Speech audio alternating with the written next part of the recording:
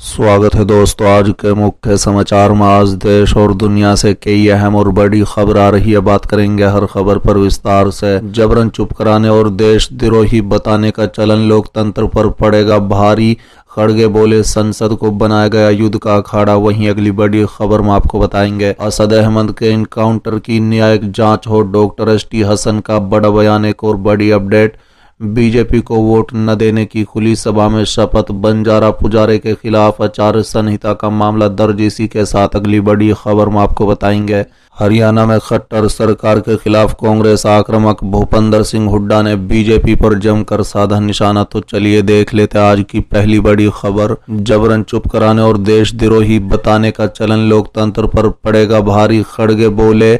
संसद को बनाएगा युद्ध का अखाड़ा। दरअसल दोस्तों, भीमराव अंबेडकर की जयंती पर कांग्रेस अध्यक्ष मल्लिकार्जुन खड़गे ने शुक्रवार को सरकार पर निशाना साधा।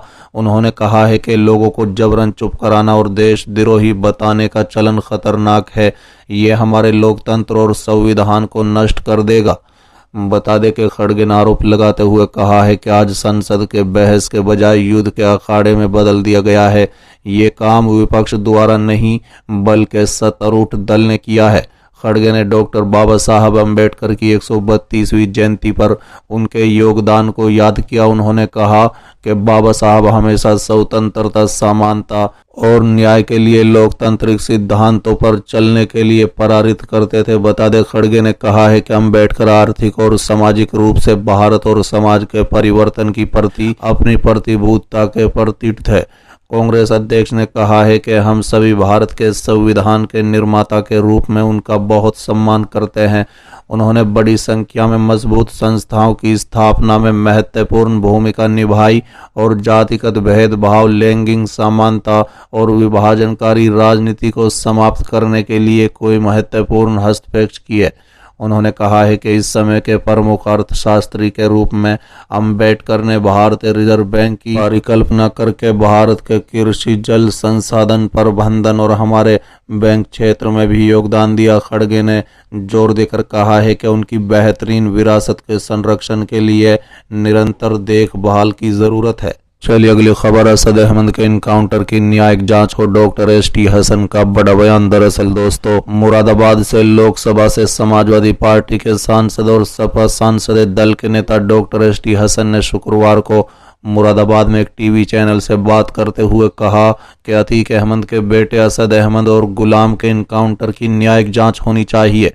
बता दें कि उमेश पाल कांड में फरार चल रहे 5 लाख के इनामी अतीक अहमद के बेटे असद अहमद और शूटर गुलाम को गुरुवार को एसटीएफ ने इनकाउंटर में मार गिराया था। इस पर सांसद डॉक्टर एसटी हसन ने कहा है कि उमेश पाल की हत्या एक जघन्य अपराध था। सभ्य समाज में इस तरह की घटनाएं शोभा नहीं देती हैं, लेकिन न्यायालय का काम न्यायालय को करने दे, सरकार उसे न करे। हमारे देश में एक न्यायिक व्यवस्था है। पुलिस का काम है कि अपराधियों को पकड़कर और न्यायपालिका के हवाले करना। उसके बाद न्यायालय का काम है उनको मिट्टी में मिलाना। सरकार को माफियाओं को मिट्टी में मिलाने का कोई अधिकार नहीं है। ये वही राजा महाराजाओं का समय लौट कर आ रहा है जब फरमान आता था और जन बच्चा कूले में पिलवा दिया जाता था। सरकार को इस तरह के निर्णय से हम तानाशाही की तरफ तेजी से बढ़ रहे हैं। डॉक्टर एसटी हसन ने असद और गुलाम के इनकाउंटर पर सपा सुप्रीमो के बयान का समर्थन करते हुए कहा कि हमारे नेता ने बिल्कुल सही बयान दिया है कि ये एक फर्जी इनकाउंटर है, इसकी न्यायिक जांच होनी चाहिए।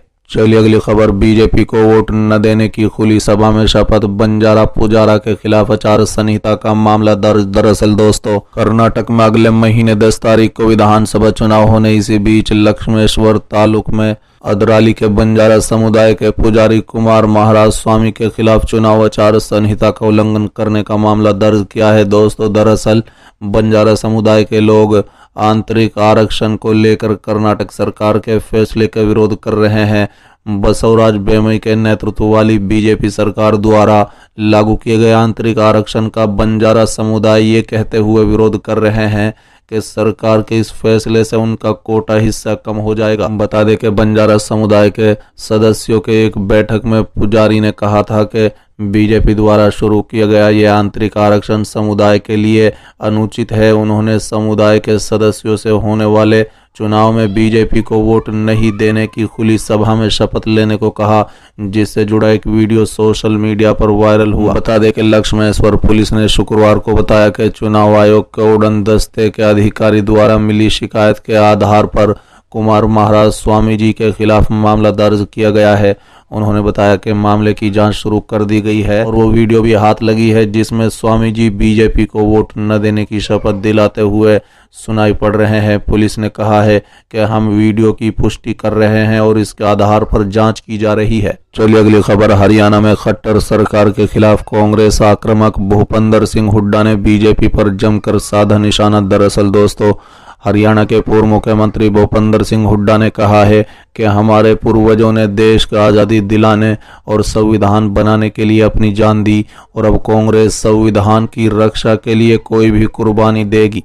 बता दें कि पूर्व सीएम ने सोनीपत में जय भारत सत्याग्रह के तहत संविधान बचाओ रैली को संबोधित करते हुए कहा है कि इतनी बड़ी संख्या में लोगों को आना दिखाता है कि लोगों ने अब फैसला कर लिया है कि उन्हें सिर्फ चुनाव का इंतजार करना है। बता दें, पूर्व सीएम ने कांग्रेस की विरासत को याद कराते हुए कहा कि हमारे बुजुर्गों ने आज़ादी की लड़ाई लड़ी और देश का संविधान बनाने के लिए कुर्बानी दी।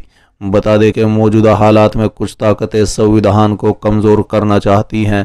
साथ ही उन्होंने कहा है कि बीजेपी सरकार ने विपक्ष की आवाज दबाने के लिए पार्टी नेता राहुल गांधी की सदस्यता रद्द कर दी। कांग्रेस संविधान को कमजोर नहीं होने देगी और न ही राहुल गांधी की आवाज को दबाने देगी। बीजेपी बदले की राजनीति कर रही है, विरोध करने पर ओछे हथकंडे अपना रही है। हुड्डा ने कहा है कि मजबूत भारत के एक मजबूत संविधान की जरूरत है। भीमराव अंबेडकर की जयंती पर आए हम संकल्प लेके हम किसी को भी संविधान में निहित अधिकारों को कमजोर नहीं करने देंगे। हुड्डा ने कहा है कि जो प्रदेश कांग्रेस सरकार के समय नंबर 1 पर था उसे बीजेपी ने अब फिसड्डी बना दिया है। प्रदेश पिछड़ता जा रहा है। हरियाणा इकाई के पार्टी अध्यक्ष उदय बहान ने कहा है कि भीमराव अंबेडकर की विचारधारा पर कांग्रेस ने शिक्षा का अधिकार, सूचना का अधिकार और भोजन का अधिकार जैसे कानून बनाए।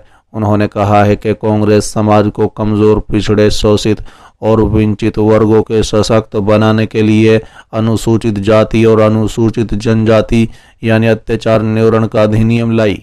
चलिए अगली खबर। असल देश विरोधी वो हैं सोनिया गांधी का मोदी सरकार पर बड़ा हमला। अंबेडकर का दिया उदाहरण। दरअसल दोस्तों, यूपीए चेयरपर्सन सोनिया गांधी ने बाबा साहब भीमराव अंबेडकर की जयंती पर उन्हें याद करते हुए एक बार फिर से मोदी सरकार पर हमला बोला है।